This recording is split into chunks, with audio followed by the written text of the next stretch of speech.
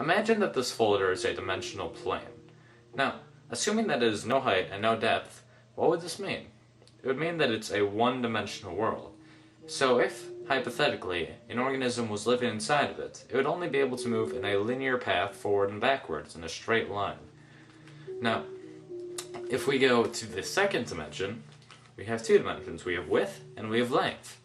So hypothetically, if an organism lived inside of here, then it would be able to move up, down, left, right, and anywhere else in between.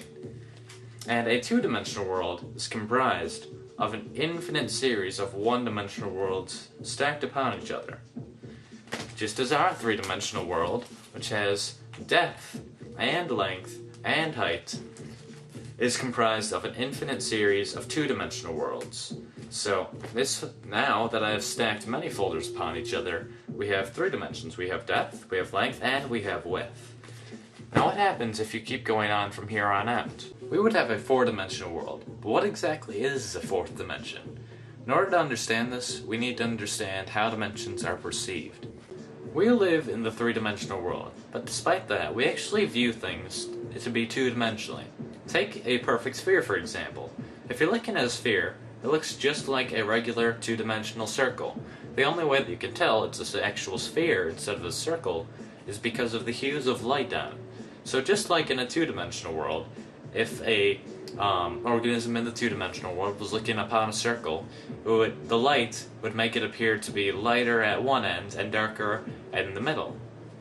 Also, if an object is moving closer and farther away from you, you don't actually perceive that it's getting closer and farther away. You see that it's getting smaller or larger, and then you assume that it's getting either farther away or closer. But let's say that an object was to grow in perfect equilibrium, so that it was growing at the same speed that it was shrinking as you move it farther away. Then you would not be able to tell, without any lights or if there were details on the object, that it's moving or growing at all.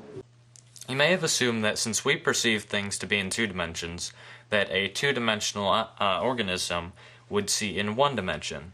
So, as we're watching this rubber band expand as it moves farther away from this little organism in the two-dimensional world, it does not actually perceive anything is happening to it because it's growing at the same speed that it's moving farther away. But since we can actually see it from the three-dimensional world and perceive things to be in two dimensions, we can see things for how they actually are.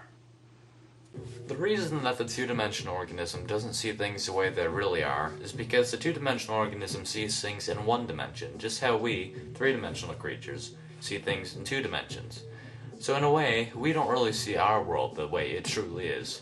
A four-dimensional creature, however, seeing our three-dimensional world in three dimensions, would be able to see through things. It would be able to see absolutely everything, just as we could see if there was several organisms spread along a 2D environment on your floor. You would be able to see inside houses. You would be able to see inside of people. So if a two-dimensional world, a flat surface, is just made of an infinite amount of lines, then the 3D world is just made out of an infinite amount of planes. So the 4D world, logically, is made out of an infinite amount of 3D objects. Though they're not just put together like you would like building blocks. That's not how the 4D world is. That would just be 3D again. So in order to understand this, we need to understand the logical progression of mathematics in our world. Imagine that this connects piece represents the first dimension. It's simply a straight line, which is basically what the first dimension looks like. And if you add three more of these straight lines and connect them so that adjacent sides are perpendicular and opposite sides are parallel, then you have the basic shape of the second dimension. You have a square.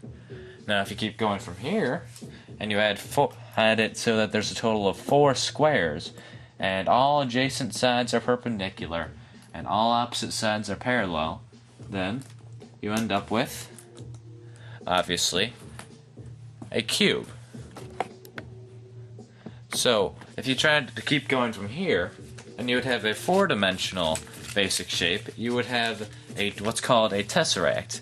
Now I cannot show you a tesseract, But you need to understand that it's basically 4 cubes that are within each other that have all adjacent sides perpendicular and all opposite sides parallel. Yet there are 4 lines connecting to each vertex.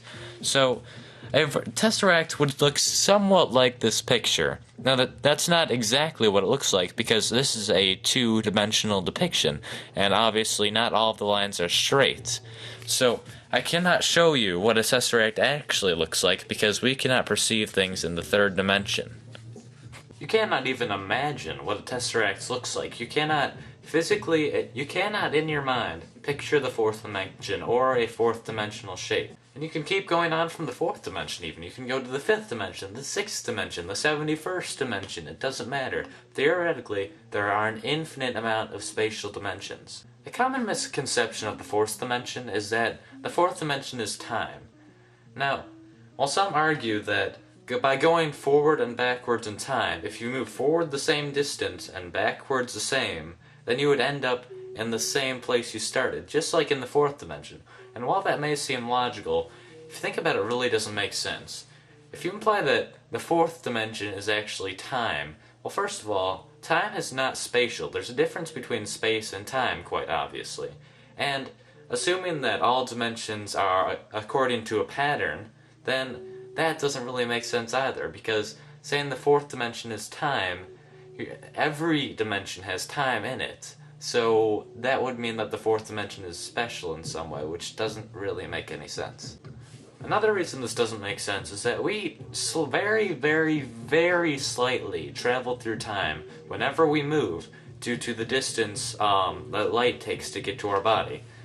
Now, if a group of astronauts were to get in a spaceship and they were to go very, very, very close to the speed of light, then they went around in this impossible, nearly the speed of light spaceship for a few months, and then afterwards they returned to Earth.